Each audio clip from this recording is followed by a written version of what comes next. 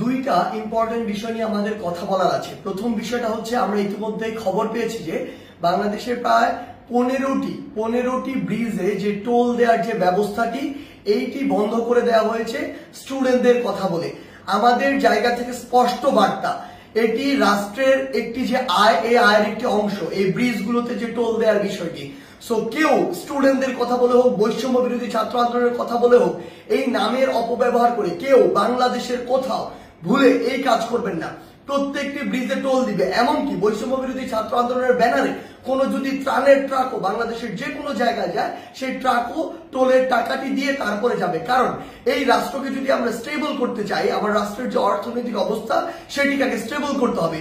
কিন্তু ক্ষমতার অপব্যবহার করার যে নোংরা সংস্কৃতি ছিল এত বছর ধরে, এখন আপনি যদি সামান্য কিছু একটি অস্থিতিশীল অবস্থা দেখে আবার সে ক্ষমতার অপব্যবহার করেন এবং আপনার কথা মতো কোনো একটি জায়গায় ব্রিজে টোল দেওয়া বন্ধ করে দেন কিংবা কোনো একটি স্টিকার দেখে পার হয়ে যান, এটিকে আমরা কোনোদিনও সমর্থন করি না। আমাদের জায়গা থেকে স্পষ্ট বার্তা, অবশ্যই প্রত্যেকটি ব্রিজে এই টোল যেটি সেটি টোল দিয়ে যেতে হবে। এবং আরেকটি হচ্ছে যেটি, যখন এই ব্রিজে কোনো একটি গাড়ি এভাবে ত্রাণের কথা বলে বা অন্য কোনো প্ল্যাটফর্মের কথা বলে টোল ছাড়া চলে যাচ্ছে, আরো অনেক গাড়ি আসলে টোল ছাড়া এইভাবে ওই গাড়ির সাথে চলে যাচ্ছে। এই যে অপসংস্কৃতিটি কিংবা ক্ষমতার অপব্যবহারের যে নোংরা বিষয়টি, এটি আমরা কখনোই সমর্থন করি না।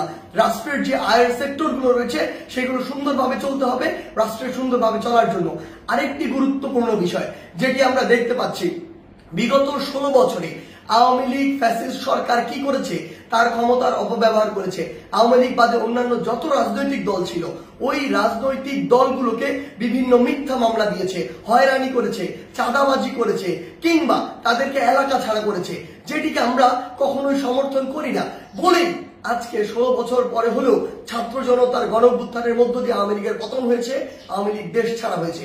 কিন্তু আজকে যদি এই গণঅভ্যুত্থানের পরেও আমরা দেখি অন্য কোনো একটি দল বা অন্য কোনো একটি দলের নেতাকর্মীরা ঠিক একই কাজটি করে, তাহলে আপনারা এই আওয়ামী লীগ থেকে কি শিক্ষা নিলেন? একটা জিনিস মনে রাখবেন, আমরা আসলে এই নির্যাতকের পরিবর্তন চাই না, আমরা এই নির্যাতনের যে সিস্টেমটি সেটির পরিবর্তন চাই। আমাদের জায়গা থেকে স্পষ্ট বার্তা, আপনাদের চোখের সামনে স্টিল জ্বলন্ত অনেকগুলো উদাহরণ রয়েছে, সেগুলো থেকে শিক্ষা নিন, না হলে জনগণ আপনাদেরকে আস্থা করে নিক্ষেপ করবে। আমরা যেন এটি না দেখি যে কাউকে আবারও মিথ্যা মামলার ওই চক্রটিতে যেতে হচ্ছে, কাউকে আবারও কোনো দোষ ছাড়া বিনা দোষে ঘর বাড়ি ছাড়া করা হচ্ছে, ঘর বাড়ি ভেঙে দেওয়া হচ্ছে কিংবা তাদেরকে নির্যাতনের শিকার করা হচ্ছে, কিংবা আমরা শুনছি দেশের বিভিন্ন জায়গায় একটি চাঁদাবাজির নতুন চক্র গড়ে উঠছে। আমরা আপনাদেরকে স্পষ্ট করে বলতে চাই, আমরা আমাদের জায়গা থেকে বৈষম্য বিরোধী ছাত্র আন্দোলন এই সকল ক্ষমতার অপব্যবহারের বিপক্ষে, এবং আমরা এগুলোর বিপক্ষে সবসময় কথা বলে যাব। আপনাদের সহ আপনাদের যারা স্টেক হোল্ডার রয়েছে, যারা আপনাদেরকে এগুলো করার জন্য আসলে উৎসাহ দেয় কিংবা আপনাদের ওই সমর্থক গোষ্ঠী যারা চুপ করে থাকে, তাদেরকে বলছি, জনগণ যদি একবার এই সকল সেন্টিমেন্টের বিরুদ্ধে দাঁড়িয়ে যায়, তাহলে আপনাদের অস্তিত্ব সংকটে পড়বে। তাই জনগণের চাওয়াটার কথা চিন্তা করুন, সময়ের দাবির কথা চিন্তা করুন। যদি আপনার নাম ভাঙিয়ে কিংবা আপনার কেউ একজন রুট লেভেলে এই কাজগুলো করে, দিন শেষে ব্লেম কিন্তু আপনার উপরেই আসে।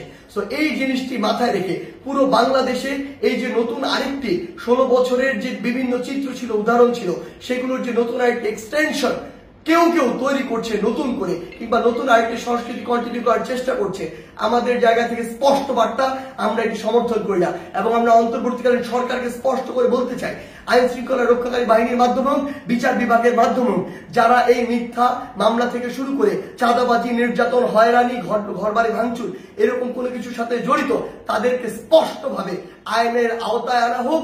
বৈষম্য বিরোধী ছাত্র আন্দোলনের পক্ষ থেকে কিংবা ছাত্র জনতার পক্ষ থেকে এর প্রতি পূর্ণ সমর্থন রয়েছে। ধন্যবাদ।